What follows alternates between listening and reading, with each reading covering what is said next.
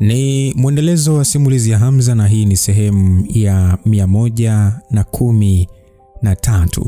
Tulipoishia 112 tuliona ya kwamba Hamza kaonesha msimamo wake kwamba kwenye hiyo vita ambayo natakiwa kwenda kufanyika yeye hataki kuchaguliwa kwa kiongozi na anashiriki kwa sababu kuna mtu anataka kumuua. Kwa baada ya kumalizana hapo na hao viongozi wa kambi akawa ameondoka, lakini kuondoka na mke wake kwa ajili ya kwenda kumpatia chakula. Walifika sehemu fulani hivi kwa sababu aliondoka naye kwa kupaa naye tu. Wakwame Regina akamwambia mshushe kwa sababu ni kama anajisikia chef maana mwendo wa speed wa Hamza ulikuwa ni mkubwa mno. Kwa ile kushuka ile wanaongea wakahisi uwepo wa mtu. Sasa huyo mtu ilionekana kama ni umbo tu, lakini ni kama mtu fulani ambaye amevaa ni yale majaketi ambayo anakuwa pia na kofia. Hakuwa na uso yani. Ni kama tu kitu fulani hivi kama cha umbo chenye moshi tu. Kwa Regina ajikuta ni kama anataka kufahamu kile kitakachotokea baada ya sekunde 5 zijazo. Kwa hiyo Hamza alitaka kupigana na huyo mtu. Baadaye Hamza akamwambia mume wangu huo ni mlipuko, analipuka sasa hivi. Kwa ile kulipuka kwao Hamza akamchukua Regina kwa kumkwapua na kupanae kwenda juu. Chini ilibakia tu upande ambapo ni sehemu ambapo palikuwa pamelipuka, palitengeneza shimo la mita 4 au 5 hivi kwenda chini, huku miti yote iliyokuwa eneo hilo ikigeuka vumbi. Hapo ndipo tupoisha msikilizaji, karibu sana tusonge mbele. Langu jina ni Lucas Lumbasi. Upande wa makao makuu ya jeshi kulikuwa na wanajeshi zaidi ya 100 kwenye uwanja pale alipowaacha Hamza. Wengi wao hawakuwa na njaa ya kwenda kula, walienda kuongea wao kwa wao wakijadiliana kilichotokea na kitakachotokea. Lakini muda huo wote walijikuta wakishtushwa na mlipuko uliofika kutoka eneo la mbali. Kila mtu aliingiwa na mshangao na kujiuliza nini kinaendelea. Sasa Afande Simba, Nyakasura na Himidu walikuwa wakijadiliana kuhusu maandalizi ya kikao kitakachoendelea baada ya chakula. Ila mara baada ya kusikia mlipuko huo, Simba ndiye wa kwanza kuuliza ya kwamba mshauri, kuna majaribio yote ya kijeshi yaliyopangwa leo kwenye msitu wa jeshi? Himidu akasema hapana, na upande mlipuko ulikotokea sio eneo la mafunzo wala majaribio pia. Basi Nyakasura aliishia kusinyaza macho yake, na muda ule ule akahisi kuna kitu hakipo sawa. Ghafla mwili wake ulimsisimka na akageuka huku akipiga makelele akisema ya kwamba kuweni makini.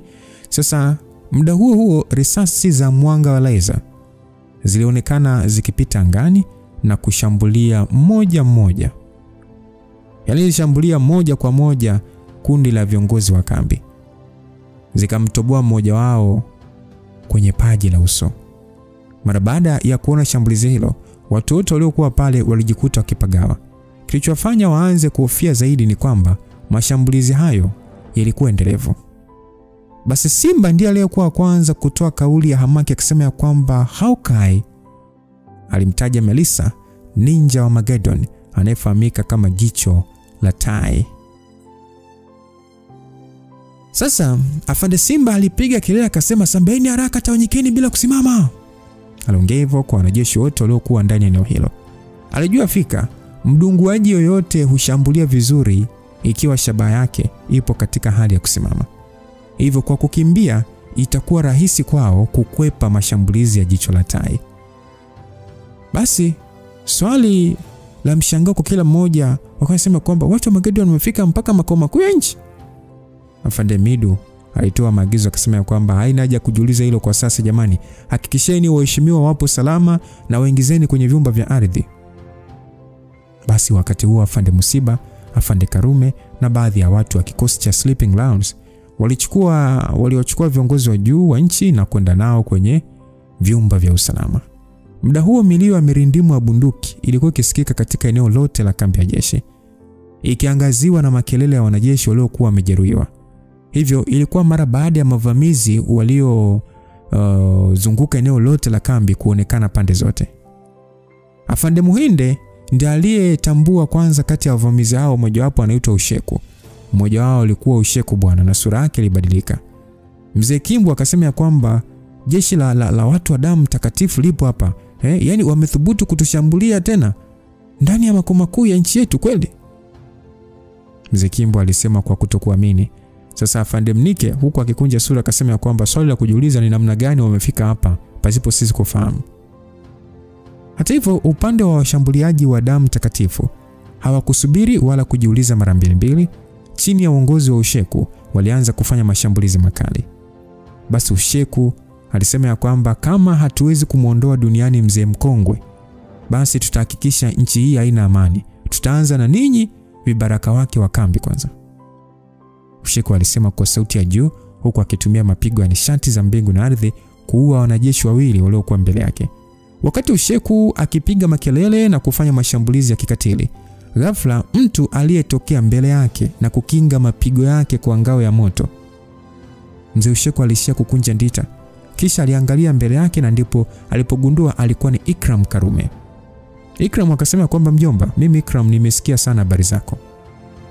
Usheku alishia kucheka kwa nguvu, kisha akasema kwamba wewe ndio kijana unayehesabika kuwa genius ndani ya ukoo wa Karume kwenye mafunzo ya nishati.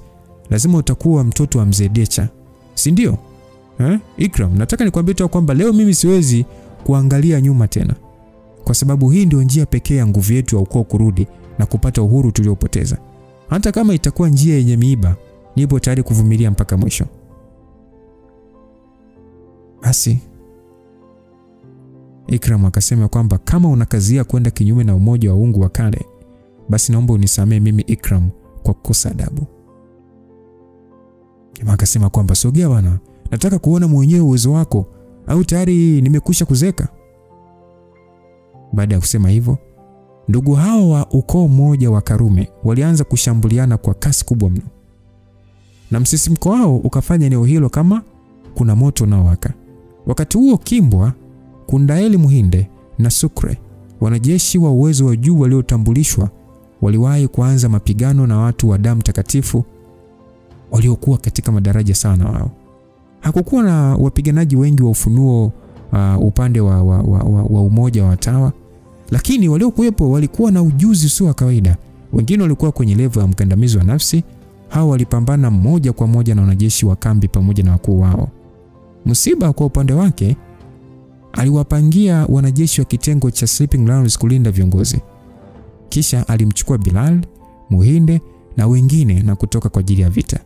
Mara afande Simba alipoanza kurudisha nyuma baadhi ya maadui wa damu takatifu, alisogea hadi upande wa kaka yake Msiba. Ndugu hao wenye vyeo vya juu jeshini walikuwa na nyuso zisizoeleweka, walionekana kushindwa ikiwa hawatapokea msaada wa haraka. Basi Simba akasema kwamba bro, isije kawa kila kitu kinachoendelea hapa kilishapangwa na kuonekana muda mrefu tu. Ni kama walishajua tutakusanyikana hapa wanajeshi wa kambi na wakuu na wakuu wao na kuona ndio nafasi nzuri ya kutushambulia. Msiba akasema njia rahisi ya kuleta machafuko ndani ya nchi ni kama hii. Aliongeza Msiba, ilikuwa ni ngumu kuelewa nini kitatokea kama wakuu wa kambi mbalimbali waliopo hapo pamoja na wanajeshi wengine wangeangamia katika eneo la makao makuu ya jeshi na karibu na ikulu ya rais. Kifanyika hivyo sitamaanisha kwamba ulinzi wa nchi ulikuwa dhaifu. Ni dhahiri kwamba hii italeta machafuko makubwa na wasiwasi. Hali hiyo haitakuwa kwa jeshi tu, vile vile kwa watu wa umoja wa uungu wa kale. Taswira yao itayumba. Sasa Van Simba akasema kwamba Madam Prophet, nasikia ndiye anashikilia nafasi ya pili ndani ya nguvu ya Magedon Shakyamuni. Ni yeye pekee mwenye uwezo wa kufanya mahesabu ya matukio yajayo na kuongoza maadui kuingia nchini pasipo sisi kufahamu. Afande Simba alipata maelezo hayo. Inasemekana kwamba miongoni mwa wanachama wanaoogopwa ndani ya umoja wa Magedon ni mwanamke mwenye sifa za ajabu anayejulikana kama Madam Prophet au mnabii. Inaaminika uwezo wake wa kiungu wa kutabiri mambo yajayo ulikuwa ni mkubwa mno. Aliweza kuunganisha matukio na kuwa na mahesabu ya siku zijazo kwa dunia nzima. Ingawa hakuwa na uwezo mkubwa wa kupigana, kwa uwezo huo pekee alichukua nafasi ya pili. Yaani baada ya mfalme wa mangamizi anafuatia yeye. Sasa Msiba akasema kwamba hakuna haja ya kufikiria hayo sasa hivi. Hata kama ana uwezo wa kuona kesho na kupiga mahesabu ya hatua za kupita, bado hawezi kubadilisha matokeo ya hatima ya ulimwengu. Na kama ndio anachojaribu kubadilisha, hatuwezi kumruhusu, la sivyo msingi uliojengwa kwa miaka mingi na watangulizi wetu utayumba. Basi Afande Simba katukana akasema shida ni kwamba huyu mtoto sijui hata nini kimemtokea Kaondoka na mke wake kaenda huko kula, anajua kweli hata kinachoendelea hapa. aliongea simba kwa kung'ata meno. Musiba alinyamaza akiwa na uso usioeleweka. Kabla hajafikiria sana, aliweza kuona mwanajeshi wa Saint Blood akifanya mashambulizi kuelekea kwake. Basi Musiba akasema, Simba kwa makini. Musiba aliongoza kwa kunguruma, huku sasa akitumia nishati za mbingu na ardhi kukinga shambulizi lililolenga kusudi. Yule mpiganaji wa Saint Blood alionekana kuwa mtaalamu wa matumizi ya nishati. Kwa kutumia silaha tu aliyokuwa nayo mikononi mwake, aliweza kufanya mashambulizi yaliyozingana na Msiba. Sasa bwana, upande wa Simba katika hatari hiyo hakuzungumza tena. Aliendelea kutoa maelekezo kwa wanajeshi kuendelea kushambulia kwa kasi pasipo kusimama eneo moja. Hata hivyo, mara kwa mara aliweza kushuhudia miale ya mashambulizi ikiwapiga wanajeshi wake kwa engo ngumu za kukwepa. Mashambulizi ya Hawkeye yalifanya wanajeshi wengi kupoteza utulivu wa pambano na ikawasababisha kupaniki. Na hali hiyo ilimwezesha adui kupata faida kubwa ya kushambulia. Wakiwa bize na kupigana, hakuna aliyegundua kuwa kulikuwa na wanaume wawili waliokuwa wamesimama juu ya paa la jengo la ghorofa. Mmoja alikuwa mzungu mtanashati aliyevaa joho la utamaduni wa Kimagharibi, mkononi akiwa ameshikilia silaha inayotolea mwanga wa fedha. Hakuwa mwingine bali ni Frederick. Frederick kwa kicheko akasema kwamba nadhani awamu hii sina hata haja ya kufanya chochote. Hawa wanajeshi wanaoonekana kuwa na nguvu hapa Tanzania, yani kwangu naona ni kichekesho tu. Inanitia hasira kuona tumetumia nguvu kupambana na watu wa aina hii kwa kutumia rasilimali nyingi. Basi aliongea hivyo. Pembeni yake alisimama mwanaume wa makamo mwenye nywele fupi, akiwa amevalia nguo nyeusi na koti la kukata upepo. Huyo mwanaume akasema kwamba Mr. Devilsword, Madam Prophet ametuhimiza hili pambano limalizike ndani ya dakika 20 tu. Vinginevyo hawezi kutabiri matokeo nje ya muda huo. Hivyo tunapaswa kuungana wote kumaliza haraka. Basi Frederick akasema kwamba nimepanga hii vita kwa umakini mkubwa ndani ya miezi miwili na nimesubiria hii siku kwa hamu sana. Inasikitisha kuona sina muda mrefu wa kufurahia hili. Basi muda huu akiongea, Frederick alitoka kutoka kwenye jengo na kwenda chini huku akitanguliza silaha yake mbele, akitanguliza pigo la kiroho. Wanajeshi 4 au 5 hivyo waliokuwa karibu na uelekeo wake walihisi miili yao kuingiwa na ganzi, ikiwemo mioyo yao, na pale pale walipoteza maisha bila hata kuguswa. Sasa tukiachana na upande wa hapo kambini, huku kichakani huku, Hamza alitumia mikono yake kujaribu kujinyanyua juu kutoka kwenye matakataka mlipuko. Nguo zake zilikuwa zimechanika, lakini ni bahati nzuri tu mwili wake ulikuwa imara kuliko kawaida. Ingawa alikuwa akitokwa na damu na kujihisi maumivu, bado alikuwa na uwezo wa kutembea. Ingawa masikio yake yalikuwa yakitoa mlio wa kengere, Hamza kujali kabisa. Haraka sana alinyoosha mkono wake kumshika Regina usoni. Akamuulizia hali yake. Regina alijisikia kuchanganyikiwa. Alikuwa akiona giza tu. Ni mpaka alipohisi mkono wa Hamza kumgusa ndipo alifunua macho yake na kuongea kwa kutetemesha akisema, Habi, nipo sawa, vipi wewe?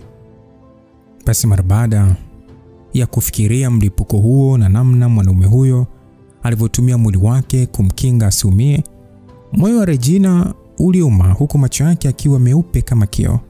Hamza alitingisha kichwa chake tu kukataa kuumia. Kisha alimshika kumsaidia kusimama. Ni muda huo huo alipokuwa anataka kuongea jambo, mara alihisi msisimko wa nishati nyuma yake. Akasema, hali si nzuri, kivuli tena. Hamza alihisi msisimko tena wa mtu yule aliyekuwa kama kivuli, na pale pale alimshika Regina na kuruka naye juu kwenye hewa. Hamza aliporuka juu, mtu yule katika hali ya kivuli ni kama alisinyaa, na hata vile visu vilivyokuwa vikimtoka vilipotea. Hamza alinamisha kichwa chake na kuangalia eneo alipopotelea. Akaonekana kufikiria jambo. Mke wangu, tafadhali naomba univumilie kidogo, nataka kuzima hiki kiwingu cha uchawi. Kuzima kivipi yani? Regina aliuliza akiangalia ukungu mweusi uliotanda. Hamza alitabasamu, kisha pale pale aliruka kwenye tawi la mti, akaruka tena na mara moja akaanza kukimbia kuelekea makao makuu ya jeshi. Sasa Hamza akasema kwamba hiki kiwingu kinasogea kadri tunavyosogea pia, lakini spidi yake inatawaliwa na huyo mmajisi. Kwa namna hiyo sidhani kama ana uwezo wa kunizidi spidi. Basi Regina pale pale aliweza kuelewa. Ilikuwa ni kweli, mmajisi huyo alikuwa akitumia ukungu kushambulia. Hata kama anao uwezo wa kutengeneza ukungu huo mweusi, bado uwezo wake ulikuwa na ukomo wa umbali anaoweza kusambaza ukungu. Ilivyokuwa kama Hamza alivyowaza. Mara baada ya kukimbia mita kadhaa tu, kiwingu kile kilipotea ghafla na kurudi katika umbo la mtu mwenye kuvalia lile joho jeusi pasipo kuonekana. Hamza mara baada ya kuona wapo eneo lenye usalama wa muda, pale alianza kumuuliza Regina swali, akamwambia kwamba wife, umeota pia kutokea kwa hili la leo, ulikuwa ukijua anakwenda kulipuka? Regina alitingisha kichwa chake, kisha pale akasema kwamba nilivyoota ni katika hali ya kuchanganya. Nashindwa kukumbuka kila kitu, yani najihisi sina maana kabisa. Kama ningejua mapema, asingetulipukia. Kwa nini unahisi hivyo, Nani ambaye anaota ndoto na kuikumbuka yote? Mke wangu, hebu fikiria kwa makini. Ni kitu gani kingine ulichokiona kwenye ndoto? Nashindwa kukumbuka kila kitu, naona mapicha tu. Pia najiona nikiwa sehemu ya juu kwenye minara. Kwenye minara? Kwa nini yani? Nahisi ni wewe ulinipeleka, aliongea Regina akiwa katika hali ya kuchanganyikiwa. Hamza kusikia vile alijikuta akifikiria kwa muda mchache huku akiangalia vilima vinavyozunguka eneo hilo. Mara alijikuta kugundua kitu kisichokuwa cha kawaida. Kumbe ndio vile. Nadhani nishajua kwa nini ulikuwa kwenye minara. Tunaelekea kwenye ile minara kule. Wife, jitahidi kuvumilia. Hata kama ukijihisi kichefuchefu, wewe nitapikie tu. Nitakimbia kwa uwezo wangu wote. Hamza aliongea hivyo. Regina pia alijua hali haikuwa shwari.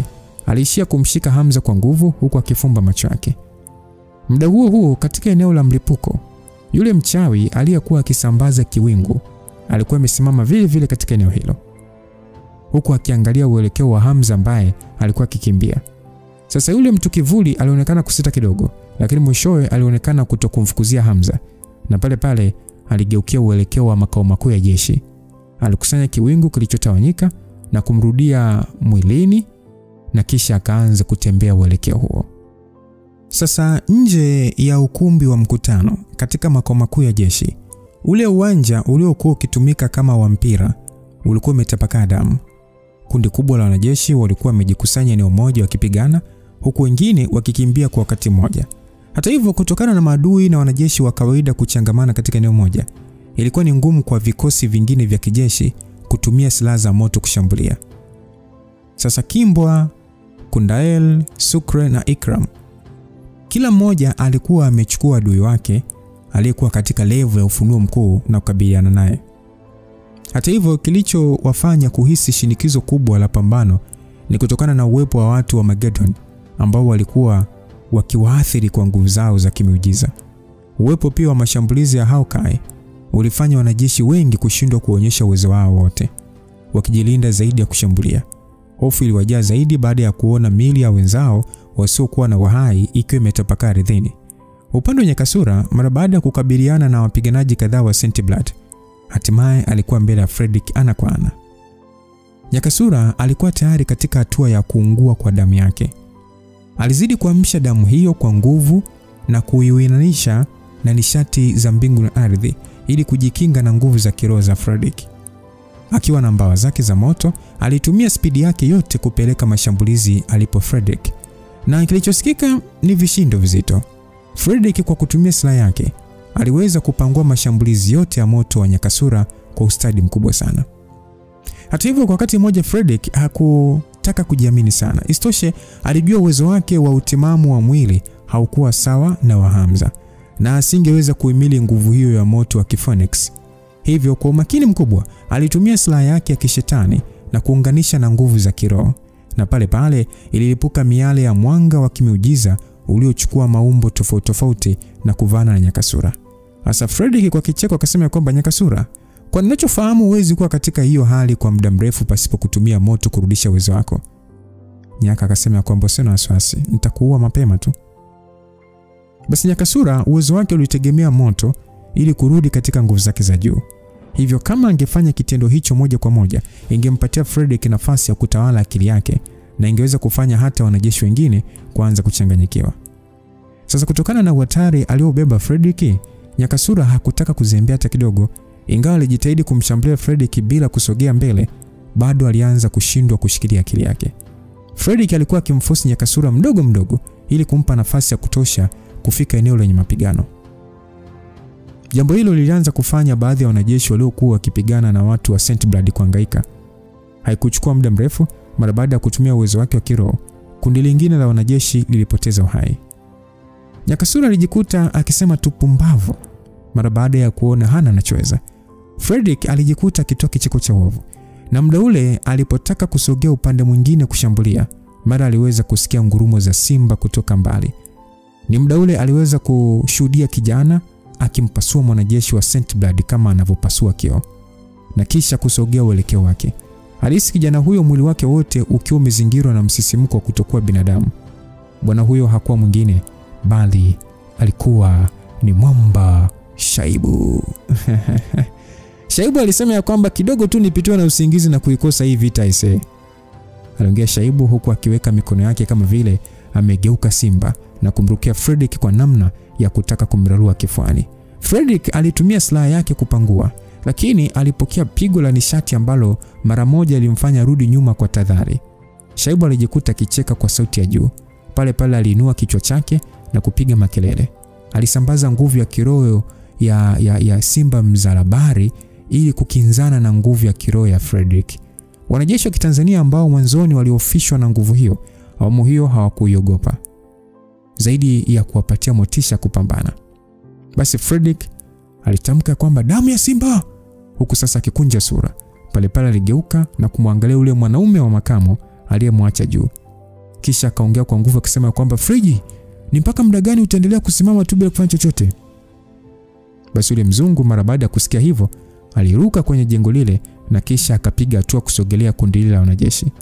Kadri alivyokuwa akisogea karibu na wanajeshi au mwanajeshi yoyote, walianza kubadilika muonekano kwa kukunja sura kama vile walikuwa wakikosa pumzi. Wanajeshi kadhaa walijikuta wakishikilia shingo zao kama vile kuna anayewanyonga, na kwa pamoja walionekana kupoteza uwezo wa kupigana. Watu wa Saint Blood walitumia fursa hiyo kushambulia mara moja wanajeshi hao na kuwaua. Sasa yule mwanaume wa makamu akiwa na ukauzo usoni akasema kwamba nani kakwambia naangalia tu. Basi mara baada ya Nyakasura kusikia maneno ya Fredrick, alijikuta akishindwa kujizuia na kuonyesha muonekano wa mshangao. Aliweza kuona hali kizidi kuwa mbaya. Basi akasema kwamba Freezer ndio huyo mwanachama. Upande wa Shaibu mara baada ya kusikia maneno hayo, ni kama mzuka ulimpanda zaidi na kuuliza kwamba ndio nani huyo mwenye jina la Friji anaonekana kuwa na nguvu Basi Nyakasura akasema kwamba umekuwa mwanaume unaishi mafichoni kwa miaka mingi, utajua nini kinachoendelea kwenye ulimwengu? Aliongea Nyakasura. Msikilizaji, umoja wa Magedon nguvu zake zinapangiliwa kimadaraja kuanzia daraja la 20 mpaka 1. Kwa maana hiyo mwanachama mwenye code name Freezer yupo nafasi ya 10 na inaaminika amejifunza umajusi wa kutengeneza mgandamizo wa dutu za hewa na kufanya watu kushindwa kupumua. Kwa hiyo mara baada ya kuelewa jambo hilo, uwezo wa kusimamisha elementi za hewa, hatimaye aliweza kuelewa kwa nini wanajeshi walikuwa wakishika makoo yao wakionekana kama wanakabwa. Ingawa ni ngumu kuona moja kwa moja, ilikuwa kweli kwamba watu wanaweza kushindwa kupumua kwa sababu ya particles za hewa kusimama na kuzuia oksijeni kuingia kwenye mapafu. Katika vita kubwa kama hiyo, vinavyohitaji hewa nyingi oksijeni kuupa mwili nguvu, mwanajeshi yote asiye na nguvu za kutosha ni rahisi kukosa pumzi mara moja. Basi Shaibu akasema kwamba kama yupo daraja la 10 tu, kuna haja gani ya kumogopa kiasi hicho? Hata kama hewa ikiganda hewani bado inawezekana kurahisisha upumuaji kwa nguvu za kiroho. Mimi nikitumia ukubwa wa nguvu zangu za kiroho kumdhibiti na kuzima uwezo wake, hataweza kuendelea kugandisha hewa. Aliongea Shaibu. Nyakasura alishia kukunja tu sura. Ukweli ni kwamba haijalishi majusi ana nguvu kiasi gani, uwezo wao umefungamana na nguvu zao za kiroho. Ni kama ilivyo kwa mavuno ya nishati. Ili kuweza kuvuna nishati nyingi, lazima pia nguvu zako za kiroho ziwe kubwa.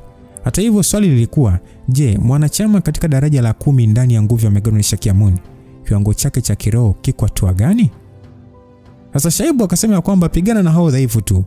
Hao watu wazito niachie mimi nishughulike nao. Aliongea Shaibu, hakusubiri wenzake ajibu. Pale pale alilianzisha. Nyakasura alishia kuwa na hasira kwa sababu kudharauliwa. Alijiuliza anamaanisha nini nipigane na wadhaifu, au ni kwa sababu Fredrick ni dhaifu? Mwanzoni kitendo cha Hamza kumshinda kilimfanya asiridhike, lakini muda huo Shaibu naye anamkejeli. Jambo hilo lilimfanya awe na hasira maradufu. Hivyo basi Nyakasura alijipa ujasiri, akapandisha uzo wake na kisha kwa ukauzu mkubwa akamwangalia Fredrick. Miale ya moto iliutawala mwili wake kwa kiwango cha juu na kusababisha shinikizo lilomfanya Fredrick kuanza kujihami. Hasa Nyakasura alifyatua miale ya moto kutoka kwenye mbawa zake akapanda angani, na wakati huo alionekana kama kiumbe wa moto kamilifu. Mara baada ya kujibadilisha, pale pale alianguka chini kwa kasi, akimlenga Fredrick huku akimrushia maua ya moto. Hayo maua yalikuwa yanaitwa yungi yungi, mlio wa silaha. Mwanzoni alipotumia mbinu hiyo dhidi ya Hamza, ilihitaji kuchoma kiasi kikubwa cha damu yake pamoja na nishati za mbingu na ardhi, lakini adui aliye mbele yake wakati huu hakuwa dhaifu. Fredrick alichanua silaha yake huku akisambazia nguvu za kiroho zilizoamsha uwezo wake kwa kiwango kikubwa. Kwanza alijihami dhidi ya moto, na wakati huo akijiandaa kushambulia na Nyakasura. Mara baada ya nguvu zote kukutana, sauti ya mlipuko wa kuumiza masikio ulisikika. Ilikuwa kama vile mapigano yao ndio yanahitimisha pambano. Na kwa upande wa Shaibu, alitumia mashambulizi ya kasi kwa ajili ya kutengeneza pengo kubwa la shambulizi. Ni muda ule ule alijiumba kwa spidi kubwa, akijitawala na nguvu ya damu yake na nishati za mbingu na ardhi, kisha akamvurumishia ngumi bwana aliyeitwa Friji, akimlenga kichwani. Hata hivyo, hewa iliyokuwa mbele yake ilionekana kuganda na kutengeneza ukuta mgumu. Shambulizi lake likapasua kinga kama vipande vya barafu. Hasa baada ya kuona shambulizi lake halijaleta madhara, Shaibu hakukasirika, badala yake alionekana kufurahia zaidi.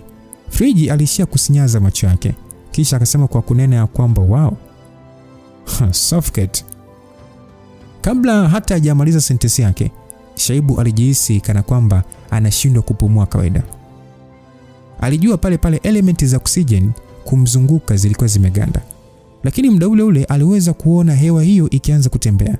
Haraka haraka alivuta pumzi nyingi na kutoa shambulizi lingine ambalo liligongana na ngao ya hewa kwa mara nyingine, huku akimsogelea ule mgandishaji wa hewa.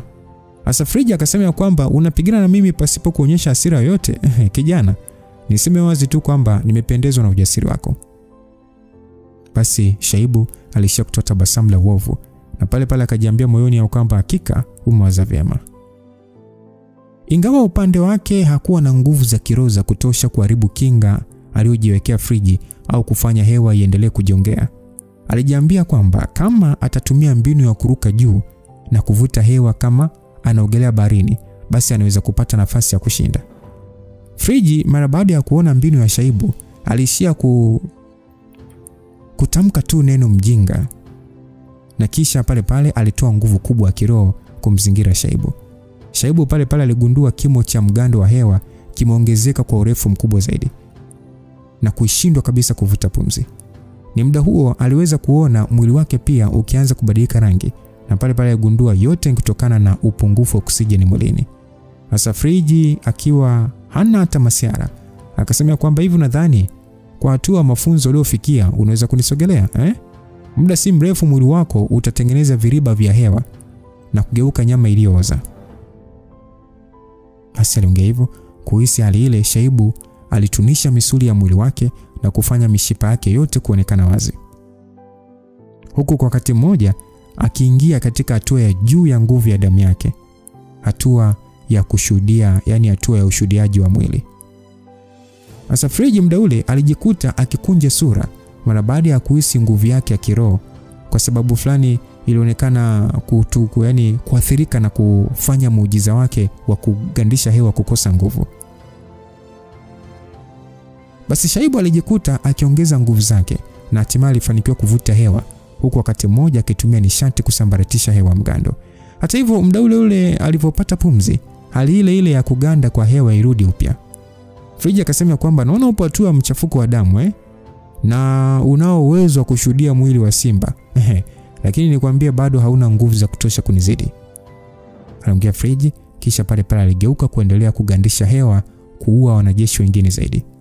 Shaibu alijikuta king'ata meno yake kwa nguvu, ingawa aliweza kutumia ufunuo wa mwili kuamsha nguvu kubwa za kiroho Ili kupandisha tena uwezo wake, alihitaji kuvuta pumzi tena. Ni muda ule mtu alijitokeza mbele ya Shaibu. Kwa kuchezesha mkono wake tu, alitoa nguvu kubwa za nishati za mbingu na ardhi na kusambaratisha nguvu ile iliyokuwa ikiganda ama ikigandisha hewa. Shaibu alijikuta akishukuru, na pale pale alivuta pumzi kwa mara nyingine. Alipogeuka aliweza kumuona mzee Sukre ambaye alionekana kufika upande wake kumsaidia. Sasa Shaibu akasema kwamba we mzee, potea mbele yangu, sihitaji msaada wako. Aliongea Shaibu akionyesha kutokujali msaada aliopatiwa na huyo mtu. Sasa mzee Sukre akasema kwamba we mtoto, katika hali ya kufa na kupona, kuna haja ya kujali kupigana bila msaada? Hivi umekuja na ubongo wako kweli? Basi ni muda ule ule Shaibu alirusha ngumi kuelekea upande wa Sukre.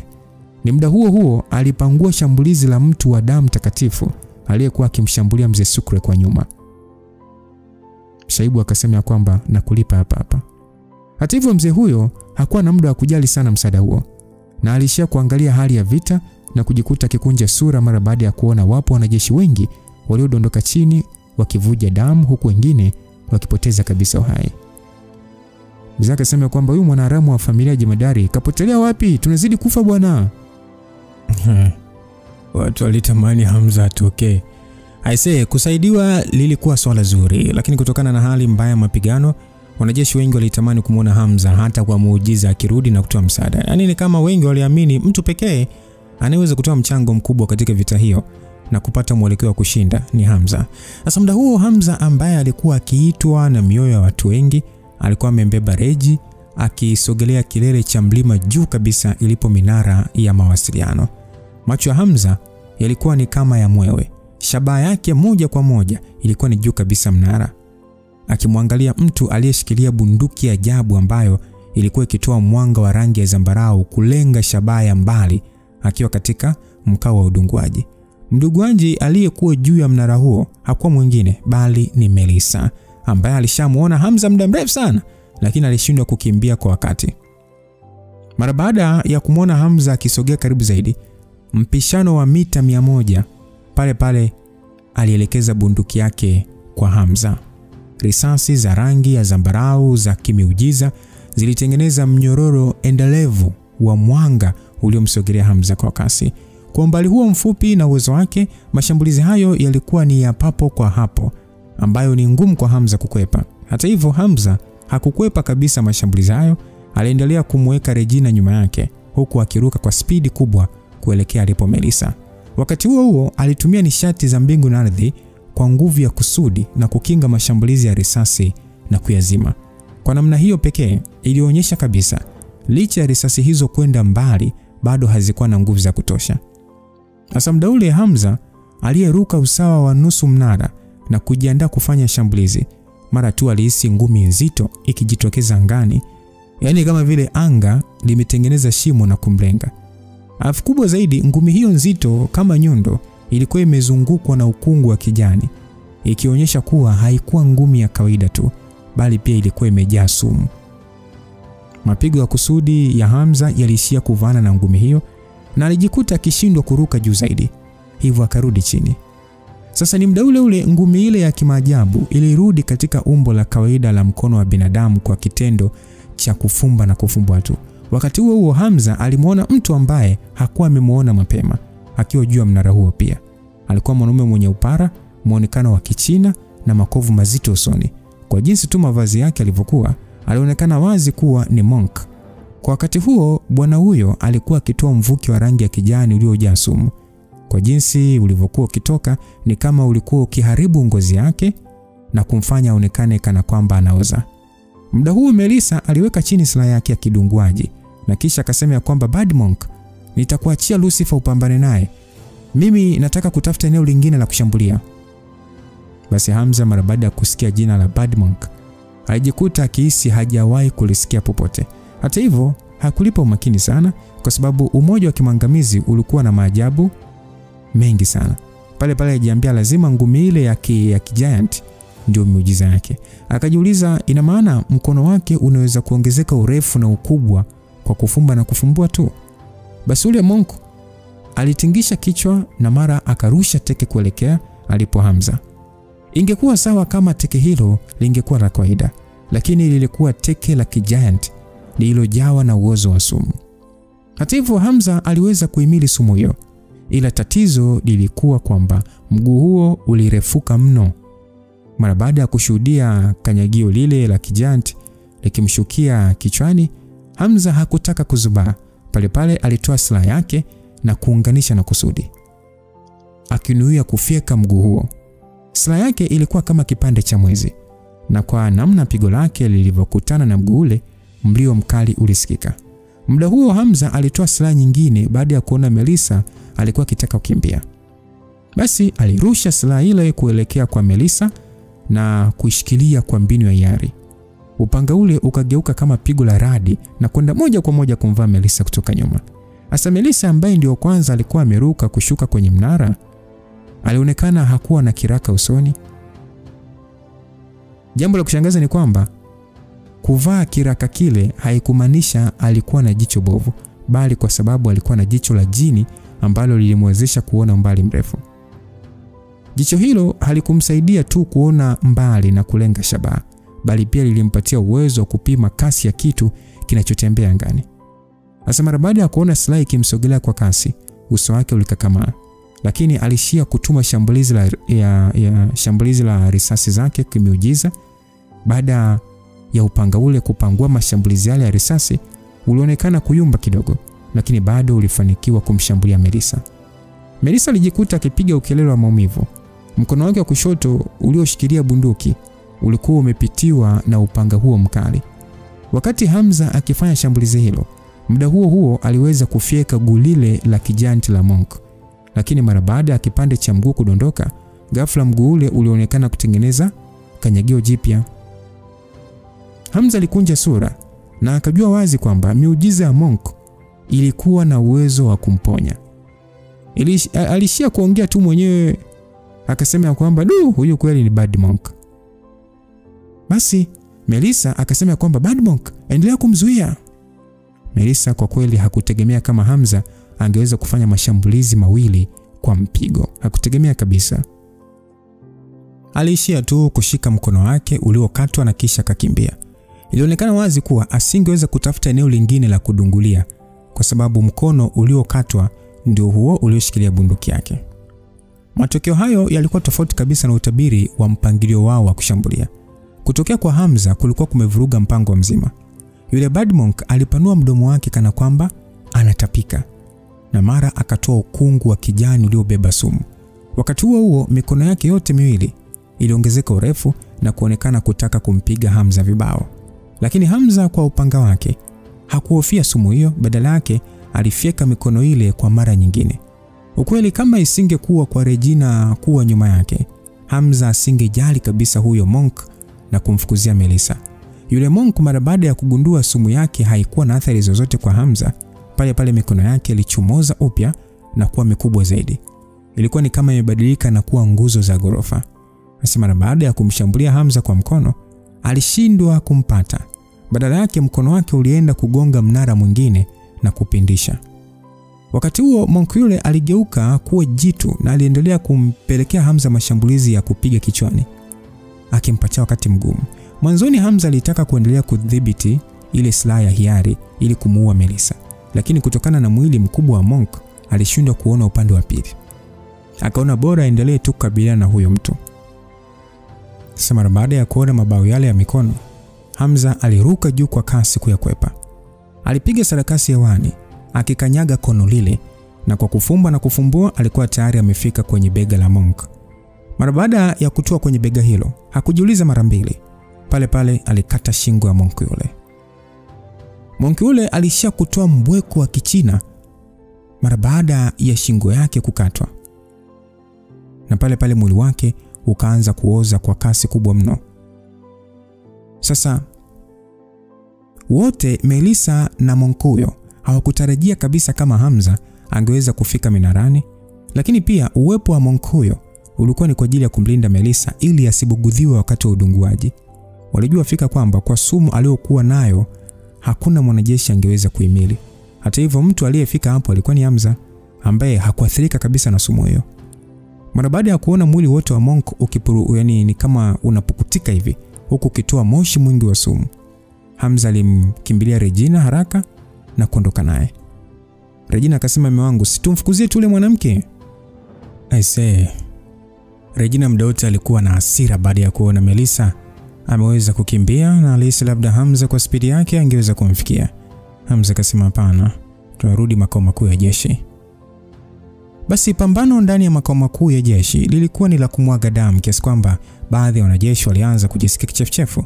Karibia wanajeshi wote hawakuwa salama na hakuna aliyeepuka kuloa damu, iwe ni ya kwake au sio ya kwake, iwe ni wanajeshi wa Tanzania au wa Utawa. Wote walikuwa wamechafuka damu. Ukweli ni kwamba kati ya watu zaidi ya 100 waliohudhuria kikao hicho, waliobaki walikuwa chini ya 100. Upande wa umoja wa Skadblad, wengi wao walikuwa ni wa umri mrefu na wabobezi, hivyo hawakuwa na majeraha makubwa. Upande mwingine wanajeshi wa Kitanzania walikuwa wamejeruhiwa pakubwa sana. Hasa baada ya upanga mweusi kujaribu kumkata mmoja wa wanajeshi wa utakatifu ulipanguliwa. Afande Msiba alikuwa amechafuka damu hadi atamaniki. Alishia tu kumwambia Simba ya kwamba, Simba, naona umekwisha umia. Nenda vyumba vya usalama ukajipe huduma ya kwanza. Afande Simba alikuwa ameumia kiasi kwamba alishindwa kabisa kuinua mkono wake. Alishia tu kung'ata meno kwa nguvu na kusema ya kwamba anaweza kuvumilia kidogo, jeraha sio kubwa sana, lazima tuna nafasi.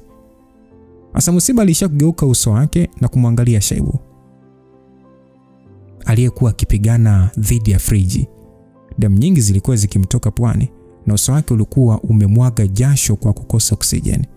Asa Msiba akasema ya kwamba pambano hili limeshatushinda, Shaibu anakufa, nguvu zake zimekuwa dhaifu. Simba akasema ya kwamba sinishasema hatupaswi kumtegemea na sifa zake. Aliongea Simba huku kwa wakati mmoja akionekana kushangaa kidogo na kusema ya kwamba, bro, hivi si umegundua mashambulizi ya Hawkeye yameacha, si ndio? Msiba alikuwa ameweka umakini wake wote kwenye pambano. Huyu Hawkeye, msikilizaji, ndio Melissa. Kwa hiyo Simba namwambia hivi, umeshagundua kwamba mashambulizi yamesimama? Hivyo hakuwa hata amegundua hilo. Aliinua kichwa chake na kuangalia uelekeo uliokuwa ukitoka mashambulizi hayo na akagundua alikuwa amekoma. Akajiuliza, inawezekana akawa. Simba akasema, huna haja ya kuotea kaka. Nani mwingine angeweza kumdhibiti ama kupambana na jicho la tai kama sio huyo mtoto, Mimi nilijua tu hawezi kutuacha hivi hivi. Ana damu yetu kwenye mifupa yake. Aliongea Simba. Msiba akasema, hata kama akija hapa, unadhani atashinda, Freezer ni mtaalamu namba 10 mwenye nguvu zaidi. Lakini unaona kabisa Shaibu kashazidiwa na bado Friji anaonekana hajatumia hata uwezo wake wote. Simba akasema, kaka, awamu hii hatuna jinsi zaidi ya kumwamini Hamza kulimaliza pambano. Sasa wakati Simba akitarajia ujio wa Hamza kwa ajili ya kuokoa na pambano hilo, upande wa Nyakasura ambaye alikuwa akipambana Fredrick alikuwa ametumia kiwango kikubwa cha nguvu ya damu yake na alijikuta akipokea pigo lililomrudisha nyuma kwa hatua zaidi ya 3 hewani. Muda huo sasa Fredrick alishaelewa uwezo wa Nyakasura ulivyo. Mara baada ya kuona miale yake ya moto imepungua makali, pale alifanya shambulizi. Ile silaha yake ya kishetani iliota miale ya rangi ya fedha iliyokuwa katika mkondo jongefu kama vile ni laser. Sasa Nyakasura kuona vile alilazimika kuamsha kiwango kikubwa cha nishati za mbingu na ardhi ili kujitengenezea kinga kukabiliana na shambulizi lile, huku kwa wakati mmoja akionekana kukosa uwezo wa kushambulia. Sasa akiwa katika harakati za kushindwa, alijikuta akijaribu kuchoma moto mti ili angalau aweze kuzaliwa upya. Lakini Fredrick ni kama alisoma mawazo yake, kwani pale alipiga makelele akisema, Freezer! Asa Friji aliyekuwa mbali na Fredrick, mara baada ya kuitwa tu, pale alisambaza nguvu yake ya kiroho iliyovaa eneo la kuzunguka mti na kufanya hewa oksijeni kuganda.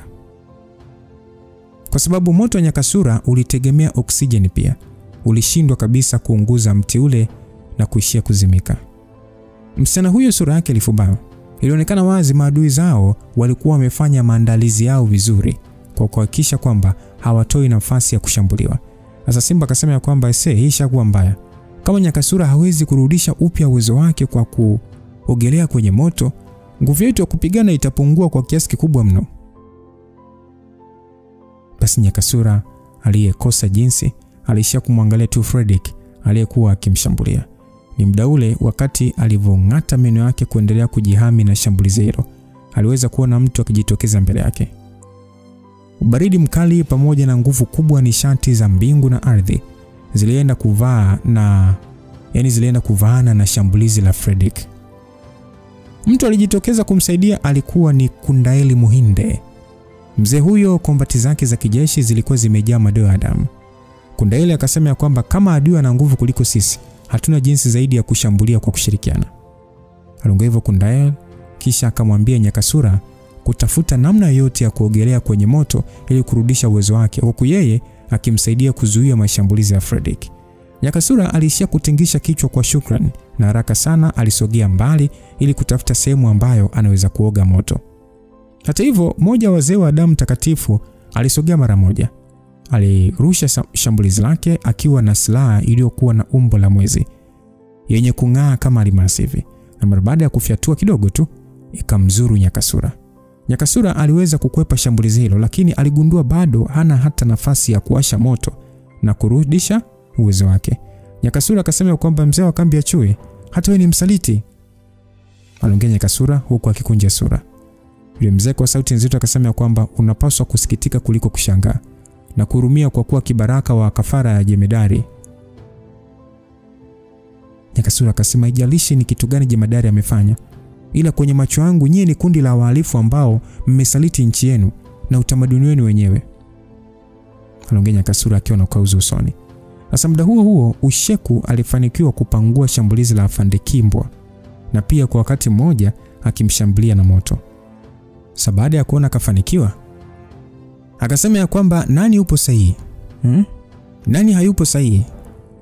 Majibu wapo nao watangulizi wetu. Tunafanya liwezekanalo kwa ajili ya kulinda haki yetu. Basi Afande Simba mara baada ya kuona mzee mwenzao kashambuliwa, walishia kuwahi kusogea na kumsaidia kusimama. Lakini bado hawakuweza kumtoa mbali na uwanja wa vita, na bado mzee huyo alionekana kujeruhiwa kutoweza kuendelea na pambano. Mara baada ya kuona Usheku akitaka kummaliza kabisa pamoja na mdogo wake, Msiba pale pale alisogea kwa ajili ya kukabiliana naye. Hata hivyo, aliwahiwa na Ikram Karume aliyekuwa ameloa damu na kushambulia. Kwa kujiamini akasema kwamba nyie tafuteni namna ya kumweka salama Afande Kimbwa, huyu niachieni mimi. Vita ilikuwa katika hali ya machafuko makubwa.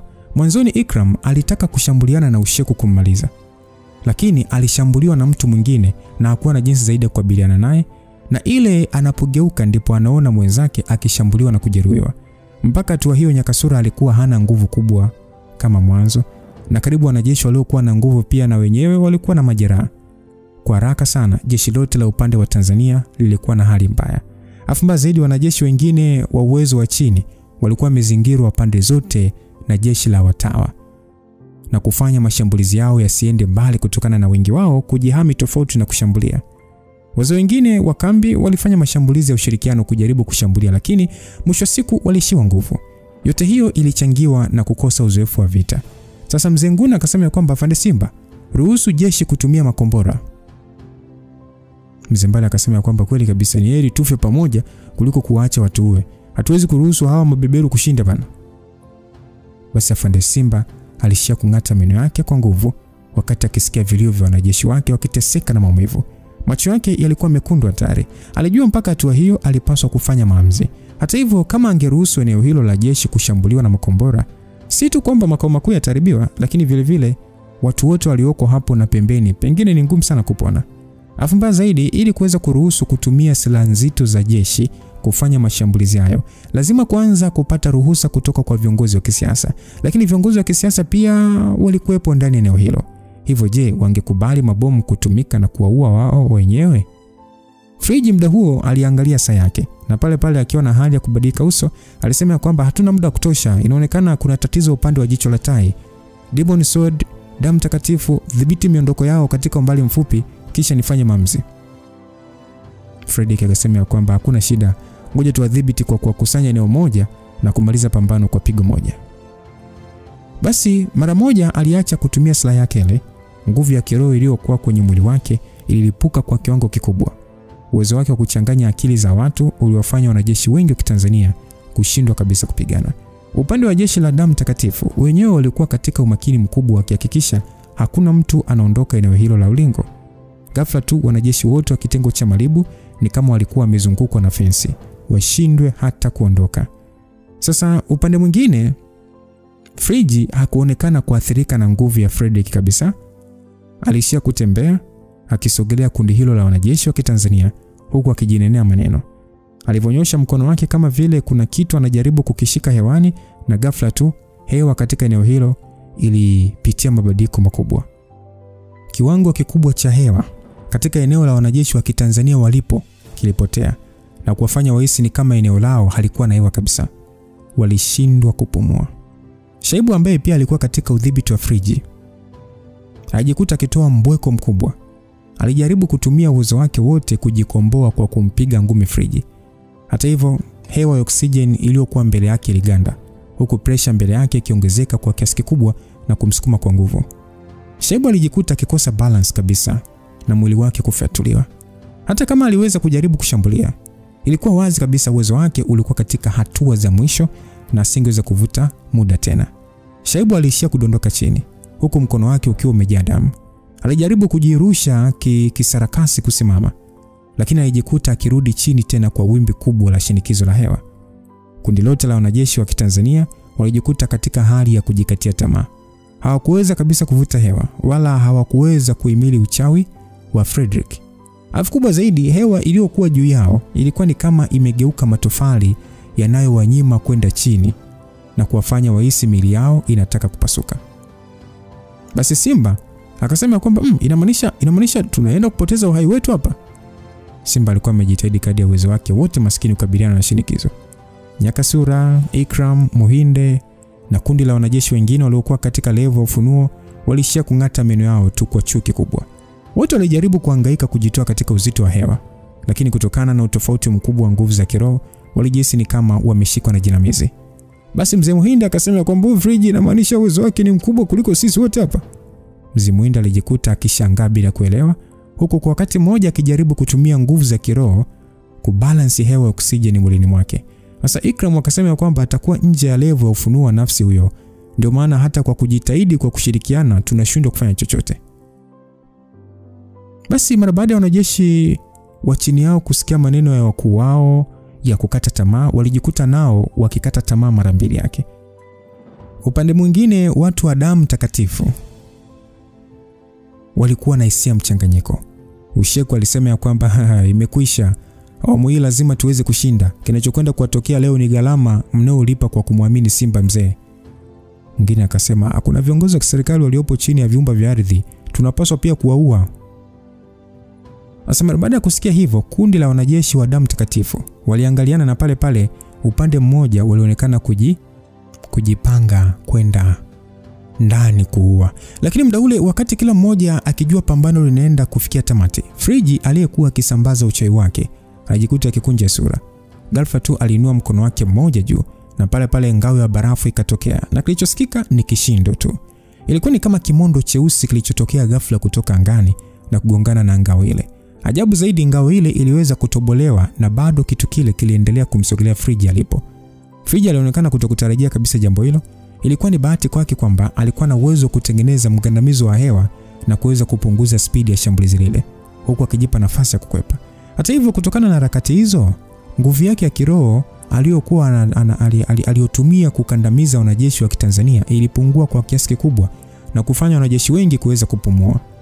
Ni muda ule ule watu wote waliweza kuona silaha yenye mfano wa mkuki ikielea angani. Nyakasura akasema, huu mkuki ni Hamza. Nyakasura mara baada ya kuona silaha hiyo, uso wake ulionyesha furaha kubwa. Himidu akasema kwamba nilijua tu bosi atakuja kutuokoa. Aliongea Himidu huku akijivunia. Upande mwingine, Shaibu ambaye alikuwa akichechemea alishia kusimama huku akitoa tabasamu la uchungu. Alimtukana tu Hamza ambalo msikilizaji siwezi kukwambia. Shaibu akasema kwamba sasa kilichokuchelewesha ni nini sasa? Au ulikuwa unatafuta sifa tu? Afande Simba na wazee wengine wa kambi mara baada ya kuona ujio wa Hamza, ari zao zirudi upya. Wote walionekana wakiamini sana uwezo wa Hamza, ingawa hawakujua ni level gani Hamza amefikia. Lakini angalau kwa mbinu ya silaha ya hiari ameweza kuonyesha athari kubwa sana kwa Friji. Friggi alijikuta akitoa mako kwa mara ya kwanza tokea pambano lianze. Alishangaa tukisema kwamba Lucifer. Fredrick na wataalamu wengine wa utawa walijikuta wakiinua vichwa vyao. Wote walimwangalia mwanaume aliyekuwa amesimama juu ya jengo la hosteli za jeshi. Hata hivyo, muda ule Hamza alikuwa akiangalia watu hao waliokuwa wakimwangalia na pia kuonekana kuwa serious kabisa na kinachoendelea. Badala yake, kutokana na kukimbia kwa spidi kubwa, Regina alikuwa akitapika mfululizo, na kwa sababu hiyo alikuwa akijilaumu. Asa Regina aliyekuwa ameahidiwa kupelekwa kula chakula, kabla hata kufika alitapika kila kilichokuwa tumboni. Hamza alikuwa amesimama karibu na mke wake huku akimgonga mgongoni na kutoa kicheko cha hatia. Hamza alisema kwamba mke wangu, naomba unisamehe bana, sio kama nimefanya makusudi, tatizo ni haraka. Regina aliyekuwa amekaa chini kwa kupiga magoti, alishia kuinua mkono wake tu. Akasema, acha kuongeka na mimi, wasaidie wenzako. Hamza akasema, unaonaje nikikufundisha kwanza namna ya kutumia nguvu zako ili ujisikie vizuri, alafu ndio niwasaidie. Regina akasema, bwana hebu acha kuniangalia mimi peke yangu. Kwa nini lakini unakuwa hivyo? Huoni kuna watu hapa wanahitaji msaada wako? Regina alihisi hasira kumpanda. Alijiuliza kwa nini Hamza anamwangalia yeye tu, ile hali kuna kundi la watu waliokuwa wakimwangalia kwa macho ya kumuita. Basi Hamza haraka alishia kushika nywele za mke wake, kuziweka sawa, kisha aligeuka na kusimama. Mara moja aliruka msamba na kwenda kutua katikati ya uwanja ule wa vita. Asa Fredrick mara baada ya kumwangalia Hamza, uso wake ulikuwa umejaa chuki. Hata hivyo, Hamza hakumchukulia kwa uzito wote. Aliangalia eneo hilo kwa kuzunguka na kuongea kwa sauti rahisi kwamba, "Ise, unasikitisha sana. Yaani kwa jeshi ulilokuja nalo hapa na bado ukatega wengine mbali kwa ajili ya kukuokoa?" Aliongea Hamza akimkejeli Fredrick. Asa Friggi alishikilia macho yake kimya. Wakati Fredrick alikuwa na mshtuko usoni. Akasema, umekutana nao?" Friggi akasema kwamba, amekutana na wenzetu na bado akaweza kuja kwa wakati. Aliongea Friggi akiwa na mshangao mkubwa. Hamza alifikiria kidogo kisha akasema kwamba, najua uliwaweka kwa ajili ya kutoa msaada endapo vita itakushinda. Basi Friggi alibaki kimya. Ilikuwa wazi alikubaliana na maneno ya Hamza. Kutokana na umuhimu wa operesheni hiyo ya tunaweza tukaita Kimageddon, ilitakiwa pia wasidharau maadui na wafanye maandalizi ya dharura, wakiwa na mpango wa kupata msaada wa haraka na kukimbia endapo wakikutana na nguvu ambazo hawawezi kushindana nazo. Sio kwamba walitegemea Hamza, mtu mwenye maajabu, kwamba atachukua mke wake na kumpeleka kwa njia ambazo wameficha watu wao. Sasa Hamza akasema kwamba, naona karibu wote mpo hapa. Athari ni kubwa mno kwa upande wetu. Aliongea Hamza huku akiangalia baadhi ya maiti na watu waliokuwa na majeraha makubwa. Sasa Simba akasema kwamba, Hamza, unapaswa kuwa makini. Huyo bwana mwenye nywele nyeupe anajulikana kwa jina la Frieza. Ni mwanachama ngazi ya 10 katika umoja wa Kimageddon. Ana uwezo wa kutawala dutu za hewa na kuzuia upumuaji. Ni mtu hatari sana. Hamza akasema, kumbe ndio uwezo wake. Fredrick akasema, Lucifer, unadhani unaweza kubadilisha chochote hapa? Umechelewa. Moja kwa moja umefuata kifo hapa. Aliongea hivyo Fredrick. Sasa muda ule wa majisi wote pamoja na kundi la jeshi la utawa waligeuza silaha zao kwa Hamza. Sasa Nyakasura akasema kwamba, Hamza, unasubiri nini hapo? Haraka tumia ile mbinu yako ya mgawanyiko, vinginevyo mimi nitashindwa kufahamu kwa nini nimekufa nikiwa kijana. Aliongea Nyakasura alitamani kurudi katika uwezo wake haraka. Kwa mtazamo wake, kama Hamza hatoshambuliwa pasipo kuingia kwenye mgawanyiko, asingeweza kukabiliana na wataalamu wengi namna hiyo. Asa Mzenguna bila kuogopa kabisa kufa akasema kwamba, wewe mtoto wa familia mzee, tusaidie kudili huyu yani wewe tusaidie tu kupambana na huyu Friggi peke yake. Kuhusu hao wengine wewe tuache tu sisi, tutaweza kukabiliana nao. Sio yeye tu msikilizaji, hata wanajeshi wengine walionekana kurudiwa na hali ya kujiamini na kusimama imara. Asa Mzee Kundaile akasema kwamba, ni hesabu na mimi ndani kama mwakilishi wa Wahinde. Alisema hivyo, lakini kabla hata mwingine hajaongea, Hamza aliwasambazia hali ya ubaridi wanajeshi hao wa Kitanzania, na kisha akasema kwamba, kudili na watu wachache kama hawa, mimi mwenyewe ninatosha. Sitaki kuona hapa mkinisababishia matatizo. Asema baada ya maneno hayo kusikika, wanajeshi hao walijikuta nyuso zao zikibadilika. Hawakujua hata ni hisia gani walizonazo. Wengi wao walihisi ni kama wamemeza mende na matumbo kuwatekenya. Yaani hata watu wa upande wa damu takatifu na Mageddon walijikuta wakikunja ndita zao, wakionyesha muonekano wa kutokuamini. Kwa ufupi, watu wote walikuwa katika mshangao na kujiuliza, au amesikia vibaya au ni kwa sababu huyu kijana ni kichaa. Hawakuamini Hamza jinsi yeye peke yake anataka kukabiliana na kundi hilo la wanajeshi wa kitawa na watu wa Magedon peke yake. Ghafla eneo lote lilijawa na ukimya kwa zaidi ya sekunde 10 kabla ya Shaibu aliyekuwa kimya kuanza kucheka kwa nguvu. Akasema kwamba inavutia mno. Hilo linafurahisha sana jamani. Nyakasura akasema kwamba wewe Shaibu, hivi umekuwa kichaa, unaongea pumbavu gani? Basi kila mtu alitaka kumkaripia Shaibu. Hamza akasema kwamba kama mnataka kutoa kafara uhai wenu, mnaweza kufanya mnavyotaka. Mimi nitapiga kwa ajili ya kuua tu. Na nikiwa napigana sitaki kujisumbua na kuwaokoa. Kama mnataka kuendelea kuishi, kimbieni kadri ya uwezo wenu na kuondoka hapa. Basi Kundaili ambaye alikuwa amejitoa kimasomaso kusaidia, alijikuta akitikisa kichwa akitaka kutapika damu baada ya kusikia hivyo. Sasa Musiba alishia kukunja sura yake. Kisha akasema kwamba wewe sijui unafikiria nini? Hivi unadhani ni kwa muda gani utaendelea na hizi tambo zako? Basi watu walibaki kimya kwa sababu walikuwa wanajua uhusiano baina ya Hamza na Musiba. Kwa sababu baba ndiye anayeongea, hawakutaka kuingilia. Hamza kwa upande wake hata hakujisumbua kumwangalia. Hamza akasema kwamba nilichopaswa kusema nimekwisha sema. Iwe ni tambo au sio tambo mtajua wenyewe. Na washauri kwa mara nyingine, ni heri mkakimbia kadri ya uwezo wenu, kwa sababu naweza kuwaua pia.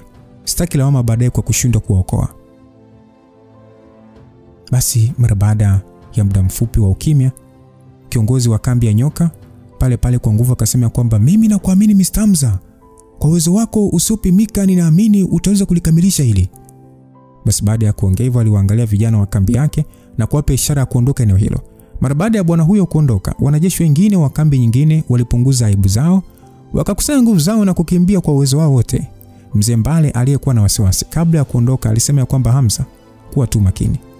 Punde tu kulikuwa na watu 10 waliobaki, wengine wote walikuwa wamekimbia.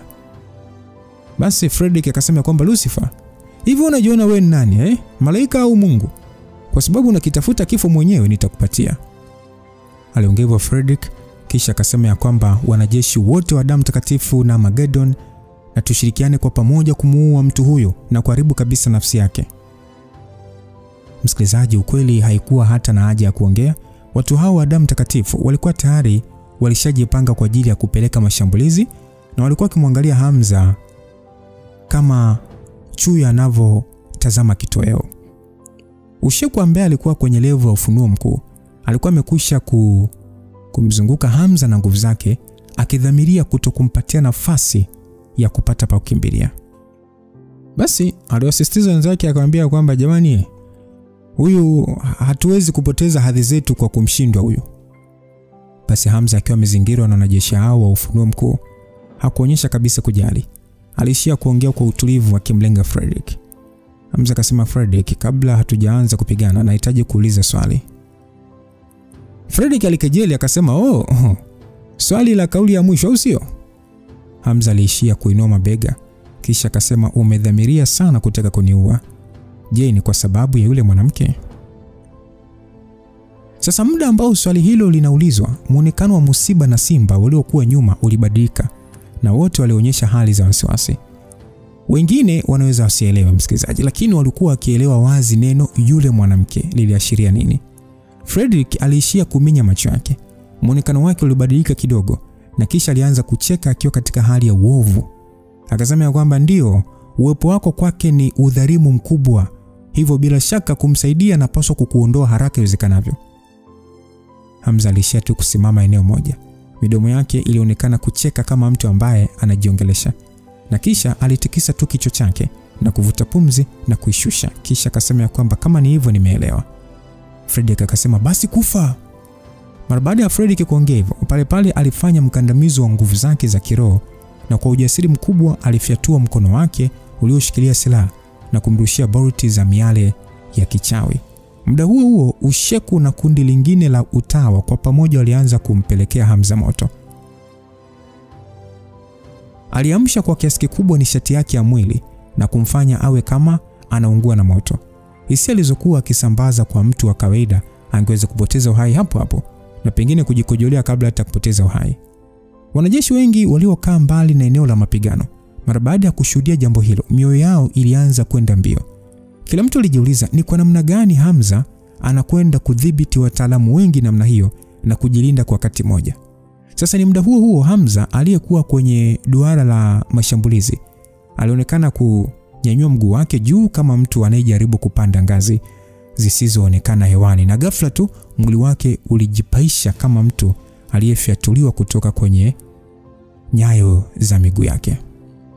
Kishindo kizito kilichoacha shimo kilisikika kutoka pale alipokuwa amesimama.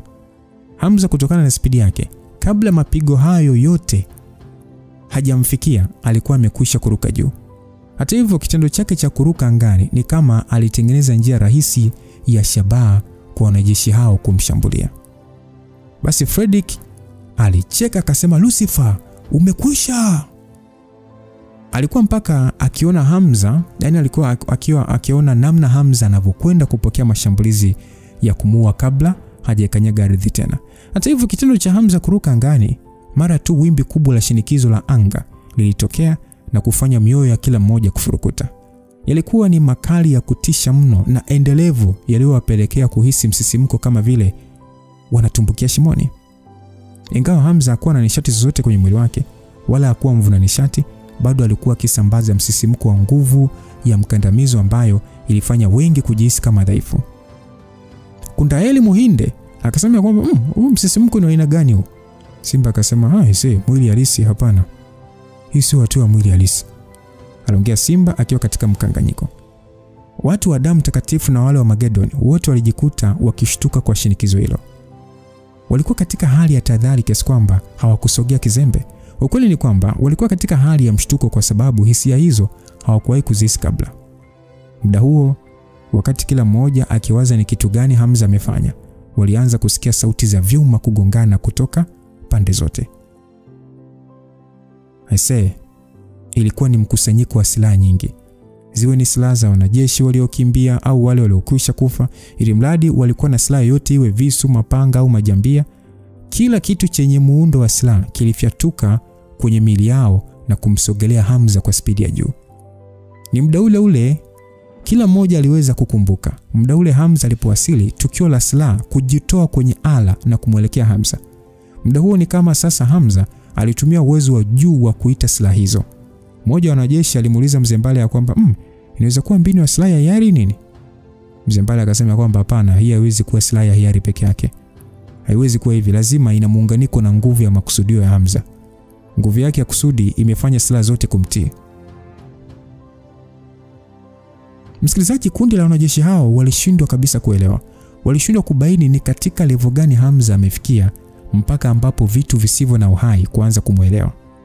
Muda huo Hamza alikwisha kukanyaga tena ardhi na silaha zote zilikuwa zimejikusanya kwa kuzunguka mwili wake. Kilichotisha zaidi ni kwamba ardhi ilianza kutetemeka. Sasa ghafla tu silaha za muundo wa vyuma chakavu vilivyochomoka kutoka ardhini zilikuwa ni silaha za jadi ambazo zilionekana kuzikwa ardhini kwa kipindi cha muda mrefu. Zilikuwa silaha zilizokuwa katika muundo tofauti tofauti. Nyingine zilionekana kama hopeshi, frisa, shotel, nimcha na kuendelea. Zilikuwepo hadi ambazo zilionekana kuwa kama fimbo za kutembelea. Ndani ya muda mfupi tu Hamza alikuwa amefunikwa na vyuma vya silaha vilivyokuwa vikimzunguka katika hali ya mpangilio wa ajabu, tena kwa spidi kubwa, mithili ya upepo wa kimbunga. Regina ambaye alikuwa mbali juu ya jengo, mara baada ya kuona Hamza akiwa amezingirwa na silaha zilizokuwa zikimzunguka kwa kasi, macho yake yaliingiwa na hali isiyoelezeka ya kihisia. Alichokuwa akiona sio kama kilimshangaza, bali ni kama jambo ambalo amekwisha kuliona mwanzo. Alionekana kuona ni kipi kinakwenda kutokea baada ya hapo. Sasa akajiuliza kwamba huyu mtu ni maajabu gani anajaribu kuonyesha? Nyakasura aliyekuwa amesimama nyuma ya Hamza alikuwa akiangalia swala hilo kwa ukaribu zaidi na kumfanya kutoa macho yake yote. Alikuwa kizidi kuchanganyikiwa zaidi ya kuchanganyikiwa. Alijiuliza ufunuo wa Hamza umefikia hatua ipi? Aliona wazi spidi ya Hamza kupanda level ilikuwa sio ya kawaida. Sasa Simba alijikuta akimeza mate mengi huku akiongea kwa kukuna kidevu. Akasema kwamba isije kawa ameweza kufahamu nguvu ya kusudi la maagano. Watu waliokuwa karibu mara baada ya kusikia kauli hiyo walionekana kuchanganyikiwa. Simba akaulizwa kwamba Simba anaongea kuhusu nini? Nguvu ya kusudi la maagano ndio nini? Jemadari alikwambia nini sisi ambacho yani hatujui? Wengi walitaka kujua, wakiamini Simba alikuwa na maelezo mengi kutokana na jemadari kumwambia. Sasa Simba akasema kwamba baba alishawahi kunielezea kuhusu nguvu ya kusudi siku moja, akiangalia baadhi ya wanafunzi wakijifunza mapigano. Alisema kwamba nguvu ya kusudi ni wito wa nafsi zilizosahaulika kwenye ulimwengu huu kuanzia enzi ya kale, na kila ambaye anaingia katika ufunuo wa kusudi ni udhihirisho wa ahadi iliyopotea. Alisema chukulia kama mbegu zidondokazo ardhini wakati wa kiangazi na kuchipua pale ambapo ardhi inapokidhi hali ya kuziwezesha kuchipua. Hivyo hivyo ufunuo wa kusudi ni kama mbegu iliyodondoka enzi za kale na ikashindwa kuchipuka kwa sababu ya mazingira wezeshi. Aliendelea akisema kuna aina nyingi ya mafunuo ya nguvu ya kusudi, lakini kati ya zote ni kusudi la agano la silaha. Yaani kwa lugha nyepesi, kila tunalolikusudia sasa limekwisha kukusudiwa kabla. Na kila ndani ya kusudi huzaliwa kusudi lingine. Hivyo agano la kusudi la silaha ni mwanzo kuzaliwa kwa makusudi mengi. Baba aliniambia kwa mafumbo sana, lakini sikumuelewa, ila anachokiangalia nadhani naanza kuelewa kauli yake. Afande Simba akaulizwa kwamba kumbe kuna maelezo ya kina mno kuhusu nguvu ya kusudi. Kwa hiyo Afande Simba, yani unachomaanisha kusudi la agano ni sawa na mwanzo wa uzao wa makusudio madogo? Yes, hakika umekwisha kuanza kunielewa. Hata baba mwenyewe alisema amekwisha kuona sanaa nyingi katika ulimwengu huu, ila majuto yake makuu ni kutokuona nguvu ya agano ya makusudio yote. Ni uwezo ambao sio wa kupata kwa sababu mtu anajifunza, ni mpaka asili yenyewe kuchague. Msikilizaji, fundi anaweza kukusudia kutengeneza kifaa fulani kulingana na alichokusudia, lakini mwisho wa siku huishia kupata matokeo ya kitu ambacho hakukusudia lakini akaridhika. Licha ya hivyo haiondoi uhalisi wa kusudio lake la mwanzo. Hivyo aliyeweza kukusudia kutengeneza upanga kama silaha, pengine halikuwa kusudio lake kutengeneza upanga, pengine alifikiria majawabu makubwa zaidi. Hata hivyo haiondoi ukweli wa asili wa kile alichokusudia mwanzo. Kwa hiyo baada ya maelezo hayo Simba akasema ya kwamba, yani akaulizwa kwamba kwa hiyo unachojaribu kuonyesha kwamba yani Hamza kusudio kuu lililozama kusudio mengine, na kama ni yeye ndio mwanzo, maana yake kwamba anazo uwezo wa kuamrisha makusudi mengine. Afande Simba alitulia tu. Ikram akasema kwamba hakuna jipya kwenye ulimwengu huu, tunachokiona kwa macho ni udhihirisho tu. Basi wanajeshi hao mara baada ya kusikia maelezo hayo walijikuta akishikwa na bumbwazi. Ni kama walichokuwa akisikia Hamza ni baba wa makusudio yote. Walijiambia ina maana Hamza ameweza kupata ufunuo wa kitu ambacho hata jemadari mwenyewe anatamani tu. Sasa Freji akasema kwamba msio na wasiwasi, anajaribu tu kutumia uwezo wake wa akili kuendesha tu hizo silaha, ila bado atabakia kuwa mtu mmoja. Anaongea Freji akiwaondolea wenzake wasiwasi. Sema kwamba ili mradi tukiendelea kushambuliwa kwa uwezo wetu wote, basi hataweza kupigana na mashambulizi yetu yote. Sasa mara baada ya wote kusikia maneno ya mkubwa Freji, wanajeshi wote wa damu takatifu wairudiwa na hali zao za kujiamini. Usheku akasema kwamba ni kweli kabisa, msiogope, huyu ni uzao wa jemadari, hana lolote. Basi mara baada ya kusikia maneno hayo ya Usheku, wanajeshi hao walijawa na munkari wa kutosha. Hata hivyo Hamza aliyekuwa katikati ya kimbunga cha silaha alishia tu kutoa tabasamu la dharau. Hamza akasema, wewe Usheku, una bahati jemadari alikuacha ukawa hai mpaka leo. Hivi nadhani angeamua kukutafuta ungekuwa hai mpaka leo, Nadhani mnashindwa kuelewa nini maana ya kuwa jemadari. Anaongea Hamza. Usheku alikunja uso akasema kwamba wewe unaongea nini wewe? Hamza akasema, mimi ninachojaribu kuambia ni kwamba kama kweli mnataka kulipa kisasi kwa jemadari, mnapaswa kujifunza kumuogopa kwanza na sio kujilisha upepo. Basi Usheku alifoka akasema, kiburi, ana kiburi sana huyu. Komredi, muweni. Usheku alifoka kwa sauti akiwaamrisha ndugu zake wa utawa kushambulia, huku Fredrick na wenzake pia wakishambulia kwa pamoja. Freji naye hakuwa nyuma kwenye kugandisha hewa ili kujaribu kumdhibiti Hamza. Muda mfupi tu Hamza alianza kupokea mapigo kutokea pande zote. Lakini muda ambao maadui hao wanafanya maamuzi ya kushambulia, mwanga wa uovu ulionekana kwenye macho ya Hamza. Ghafla tu kwenye mikono ya Hamza ulionekana upanga mrefu wa rangi ya dhahabu wenye kung'aa, uliopinda kama maporomoko ya maji. Muda ambao silaha hiyo ilionekana ni kama vile ni mnyama aliyekuwa amejificha na ghafla tu akaamua kujitokeza. Kwani pale kila mtu alihisi ngurumo ya simba, sio simba, wala nyoka sio nyoka. Silaha hiyo ilikuwa ni silaha ile ile ambayo Hamza alijaribu kuishika ndani ya ulimwengu wa pete na ikamkimbia. Sasa Hamza muda huo alionekana kukubaliwa kumiliki silaha hiyo, na alichokuwa akitaka kuona ni uwezo wake. Kuonekana tu kwa silaha hiyo kulishtua mioyo ya maadui. Simba kwa mshangao akasema, huyu mtoto ni silaha ngapi za kimalaika anamiliki? Basi muda huo Hamza hakuwa kabisa na muda wa kujali majadiliano ya watu kuhusu yeye binafsi. Alikuwa ndani ya ulimwengu wa peke yake, ulimwengu wa silaha kali. Kutokana na kupigwa magumu mengi tokea utotoni mwake, mkusanyiko huo wa mapito ulimtengenezea kanuni yenye kutoa majawabu yasiyomithirika kwa watu wa kawaida. Hamza alielewa kadri mapigo yanavyokuwa magumu ndivyo mafanikio yake yanavyokuwa makubwa zaidi. Ni kama vile Nyakasura alivyomwambia, kuzaliwa kwake na kutokuwa na kitu na kuishia kujitegemea hakukuwa kwa bahati mbaya, pengine ndio njia ya kumpatia upekee. Ukweli ni kwamba Hamza wakati akifanya mawazo kwa kuingia akili yake katika ulimwengu wa pete, hakujua hata ambacho alikuwa akifikiria. Alijisi ni kama kuna sauti iliyokuwa ikimwambia cha kufikiria na kumuonyesha picha ya mapito yake, na mpaka sauti hiyo inapotea. Hatimaye Hamza aliweza kuelewa nini chanzo cha nguvu yake ya kusudi. Kila kitu kilikuwa ni udhihirisho wa yeye peke yake na kimzungukacho. Hasa muda ule wakati Watawa na Fredrick wakiamini wanakwenda kumpasua mara tu Hamza akianzisha mashambulizi, Hamza aliwasiliana na pete na kutoa silaha zote zinazowezekana kutoka. Kitendo kile cha kuongeza kwa silaha kwa kushtukiza tu kilifanya kila aliyekuwa akishuhudia kujihisi anapata udanganyifu wa macho. Walibaki wanajiuliza inawezekana vipi? Hizo silaha nyingi kiasi hicho zimetokea wapi? Msikilizaji, haikuwa kwa Simba tu na wengine, bali hata kwa watu wa Utawa wa damu waliokuwa wakitaka kushambulia walishikwa na bumbwazi. Wakati wakihisi kabisa nguvu zao zinakwenda kumzima Hamza. Ndio hivyo, silaha hizo zilikuwa gharika kubwa na kumfanya Hamza asionekane kabisa.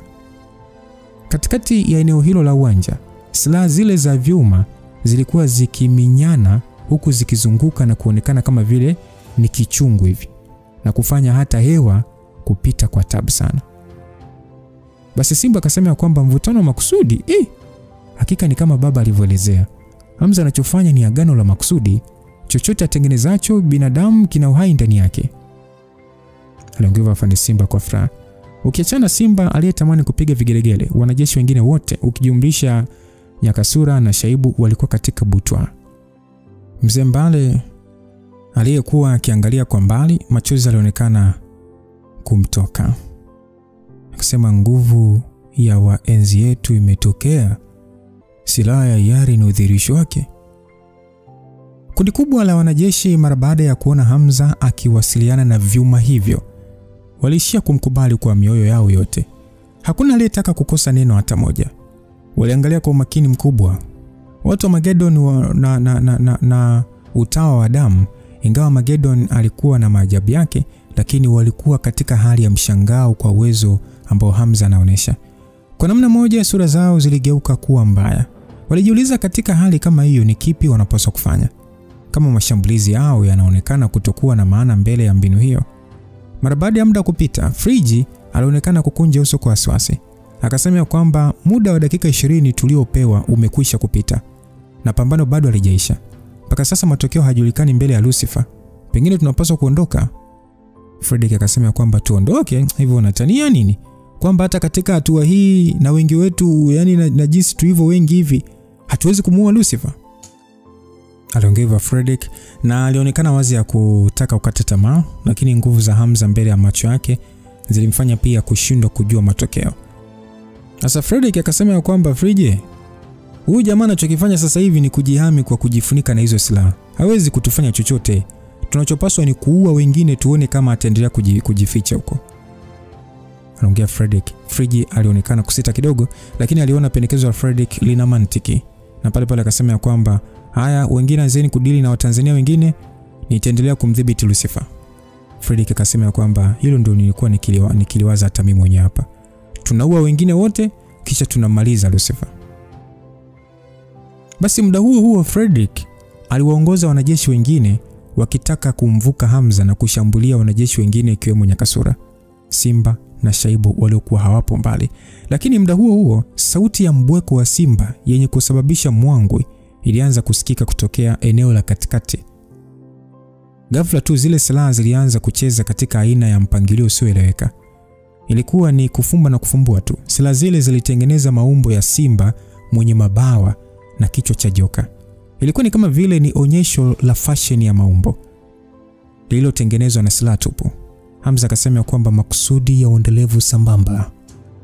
Aliongeza Hamza na pale pale airuka na kukaa juu ya mgongo wa umbo lile la mnyama la silaha. Alielekea angani ase, huku mkononi mwake akiwa na ule upanga mrefu uliopinda wenye mpini kama mkuki. Akiwa juu ya umbo hilo la mnyama, Hamza aliwaangalia Fredrick na wenzake kwa macho ukauzi mkubwa sana na majigambo. Hamza ni kama alitumia uwezo wake wa kusudi kuzifanya silaha zote kuelea katika umbo la simba kwa ajili ya yeye mwenyewe kujipa uwezo wa kupaa. Silaha hizo ambazo kwa macho ya kawaida hazikuwa na uhai kuelea angani katika umbo la mnyama na kumpaisha Hamza, ziliwafanya Fredrick na wengine washindwe hata kupiga hatua moja kufanya walilokubaliana. Kila mtu alishangaa. Mwanzoni waliona ni jambo la kushangaza Hamza kuweza kufanya silaha kuelea angani, lakini hawakutarajia kama atazigeuza kuwa katika umbo la mnyama anayeendelea kuelea angani. Basi Mzee Nguna akasema kwamba inashangaza, tulishia kusoma na kusikia uwepo wa dhana za uungu tu, lakini tukaamini ni hadithi tu. Huyu mtoto ana siri gani ambayo hatuifahamu? Basi wakati kila mmoja akiangalia jambo hilo kwa mshangao mkubwa, maumbile yale ya silaha yalisogea. Mara baada ya kuona maumbo ya silaha yakiwasogelea kwa kasi, wanajeshi wale wa utawa walijikuta wakikosa kabisa hali ya kujiamini. Msisimko waliokuwa wakihisi haukuwa kawaida hata kidogo. Ilikuwa ni kama mtu anavyohisi akiwa mbele ya kiumbe wa kutisha. Sasa sauti ilisikika, ilikuwa ni mkusanyiko wa upepo mkali kutokana na maumbo yale kuwa chini ya nguvu ya silaha ya Yari. Spidi yake ilikuwa kubwa mno. Wanajeshi wale wa utawa kabla hata hawajaelewa nini kinawatokea, yale maumbo ya silaha yalikwisha kuwa mbele yao na kuwavaa.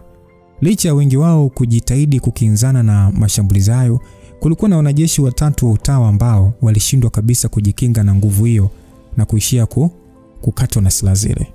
Fredrick alijikuta akibweka huku akitumia nguvu zake za kiroho kwa kiasi kikubwa. Hata hivyo mng'ao wa silaha yake ya kimiujiza haukuwa na maana tena. Mara baada ya Friji kuona Fredrick anashindwa kukabiliana na mashambulizi hayo, pale pale alianza kunena maneno yake na kufyatua mkono. Katika eneo ambalo Hamza alikuwa amesimama, kiwango kikubwa cha hewa kilimezwa, huku kani ya shinikizo ikiongezeka kwa kasi, ikijaribu kumsukuma Hamza kwenda chini. Basi Friji akasema kwamba Lucifer, usijione unajua sana na kujitapa. Aliongea Friji huku akinuia kumkamata Hamza na nguvu ile kwa pigo moja tu. Hata hivyo Hamza hata hakumwangalia usoni. Kutokana na utimamu wake wa mwili, bado aliweza kufyatua ile silaha aliyoishikilia mkononi na kutoa wimbi kubwa la nguvu ya kusudi. Kutokana na ukali wa upanga ule, nguvu ya kusudi ilivyotoka ilifyeka mara moja nguvu ile ya kimiujiza ya Friji na kuisambaratisha. Nguvu ile ya kusudi mara baada ya kusambaratishwa ilifumuka chini na kilichosikika ni kishindo kizito, huku shimo lenye mita 7 au 8 hivi likionekana ardhini. Kwa waliokuwa wamekaa nyuma ya Hamza, waliweza kuona kitendo cha Hamza kwa kutumia kizembe tu upanga ule kimetengeneza uzito wa pigo hilo, iliwafanya kushindwa hata kupumua. Msikilizaji, tutakuja tuendelee sehemu inayofuatia tuweze kujua hii vita itaishaje na hawa wakishindwa watarudisha vipi ripoti kule. Na Fredrick imeonekana kabisa amekiri wazi kwamba yupo hapo kupigana na Hamza ni kwa sababu ya yule mwanamke. Mwanamke nani? Wote tunamjua, ni yule Madam Death yule. Kwa hiyo sijui kilichoendelea, kitakachoendelea hatujui. Mdoto ulikuwa nami Lucas Lumbas. Tukutane sehemu inayofuatia tuendelee kufahamu hii vita hapa itaishaje. Bye bye.